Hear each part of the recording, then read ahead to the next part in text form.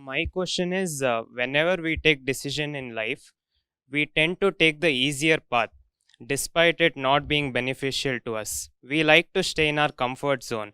So how do we come out of this? How do we push ourselves to take the difficult route?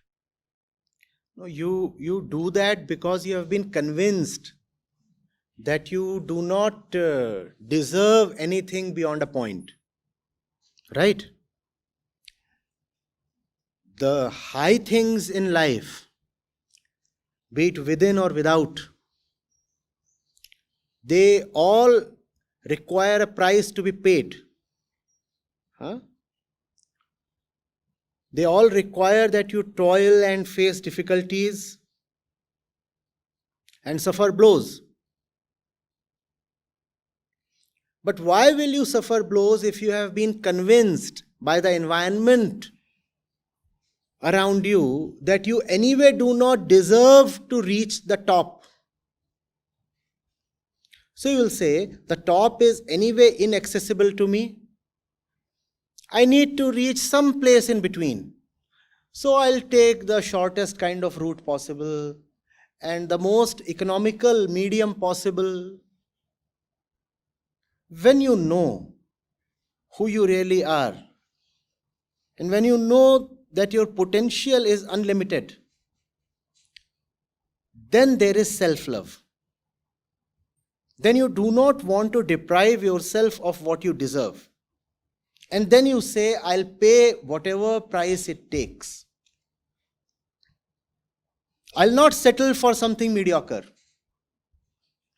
But mostly, our misfortune, if I may put it that way, is that the mediocre society turns its own kid into mediocre products. Right? The kid is heavily dependent on the society for information, for upbringing, for culture, for conditioning. All of that comes from the society. And the society is in itself never something of excellence. Therefore, it does not cultivate values of excellence within its kids. And the kid is made to believe that a normal kind of, as they say, run-of-mill life, that's all that there is. In fact, if you try to think big, then you are shown down. You are told to stay within your limits. No? The result is then a drop in self-love. Because there is something within all of us, remember this very clearly, that can fall in love only with absolute excellence. With anything short of the absolute, you will find yourself short of love. That absolute is also what has been sometimes called as the truth or liberation or even God. That's the reason why religions have existed since ancient times. Because something in us just very madly loves the absolute. It cannot live without the absolute. In more personal terms, that absolute is your own personal possibility. Most of us do not love ourselves. In fact, if you look at the way we behave and take decisions, you will find that in a hidden way we hate ourselves. We are anti-life. We do things, don't we, that harm us. Somebody keeps on smoking. He knows smoking is bad, still he keeps on smoking. Somebody knows he must work hard and study or something, he does not do that. What is it? What is it? Somebody continues to bear in an abusive relationship and never drops out. Why do we do that? We keep on eating all kinds of unhealthy stuff. Why do we do that? Why Are all these things indicators of self-love? No, they are indicators of self-hate. Why do we hate ourselves? Because we have refused our highest possibility to ourselves. Whenever you will do that, you will hate yourself your entire life. Whenever you will refuse the highest to yourself, you will become guilty in your own eyes, and you will not be able to forgive yourself for that. And how can you love someone who can't even be pardoned? How can you love someone who is guilty of a very bad crime? So we don't love ourselves.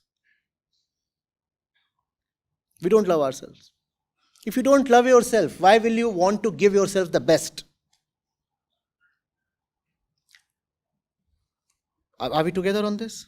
If you don't love yourself, why will you want to give yourself the best? You will settle for anything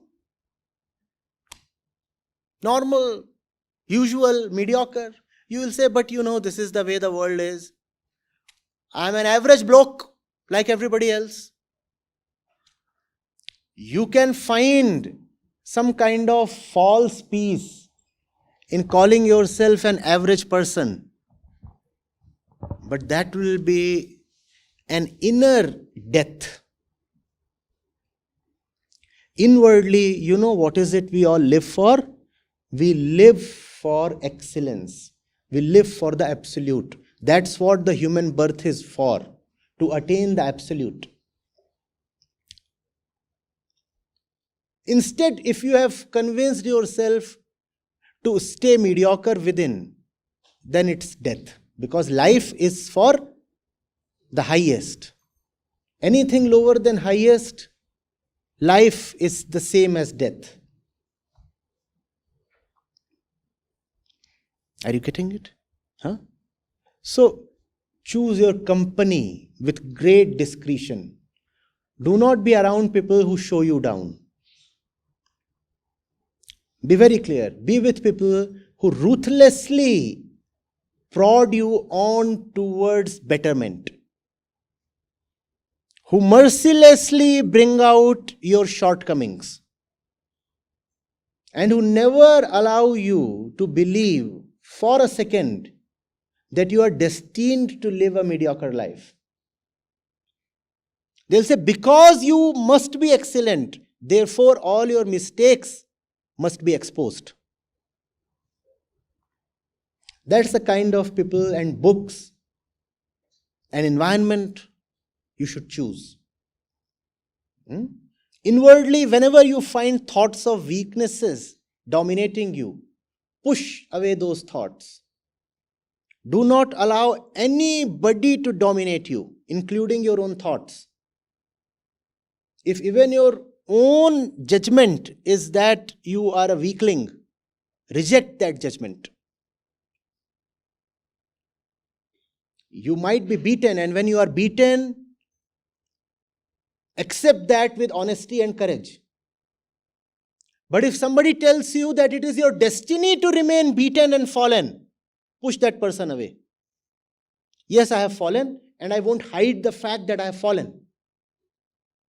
I'm courageous enough to boldly admit that I have fallen, and it's such a bad display on my part.